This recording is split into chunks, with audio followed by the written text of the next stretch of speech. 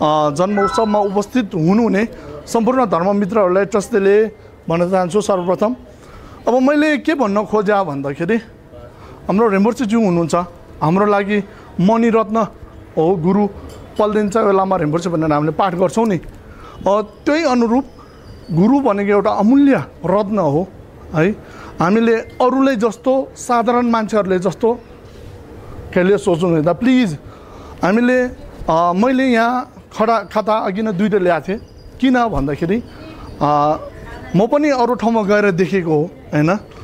अब के गर्नु पर्दो रहेछ त हामीले भन्दा त हामीले अब आफैले हिसाब गर्दाखेरि उहाँ एउटा रेम्बोर्चे हुनुहुन्छ पदको हिसाबले, हामीले उहाँबाट आशीर्वाद लिने हो अनि उहाँलाई हामीले शुभकामना दिने हो। उहाँको बर्थडेको हामीले चाहिँ अरूले जस्तो गयो शुभकामना दियो, अब खाता लगाइदियो, केकहरू लगाइदियो, खुवाइदियो, अरूलाई चाहिँ मिल्छ त्यो खुसियाली गर्ने हो। तर गुरुको दर्जा र गुरुको स्टेप, गुरुको ट्री हेरेर चाहिँ हामीले गुरुले सम्मान गर्नुपर्छ। आदान प्रदान भन्छ नि है, मेरो हिसाबमा चाहिँ त्यो हो।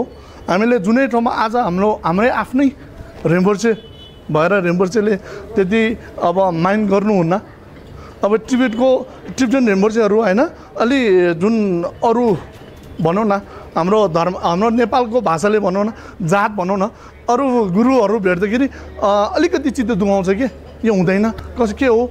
अब झुरुकै उड्नुहुन्छ कोही गुरुहरू त त्यस्तो पनि हुनुहुन्छ होइन। अब हाम्रो त हाम्रै गुरु भएको कारणले उहाँ गुरुले स्वीकार्नु भयो। अबदेखि हाम्रो पछि पनि हाम्रो गुरुको रेम्बोर्चेको वर्ष दिन यसरी नै मनाउन पाऊँ, त्यही हाम्रो कामना छ है। गुरुको सुस्वास्थ्य दीर्घायुको लागि प्रणाम गर्छु, प्रे गर्छु सधैँ। हामी सबै यहाँ उपस्थित हुनुभयो।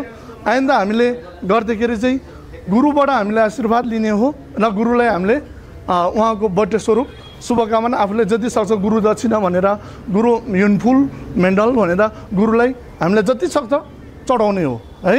लसो छुझे अब यहाँ आज अब रेम्बोर्चेको जन्म उत्सवमा हाम्रो रेम्बोर्चे ज्यूबाटै उहाँको मुख र बिन्दुबाटै हामीले केही शब्द उहाँको खुसियालीमा के सुन्न पायो भने हामी आभारी हुने थियो गुरु।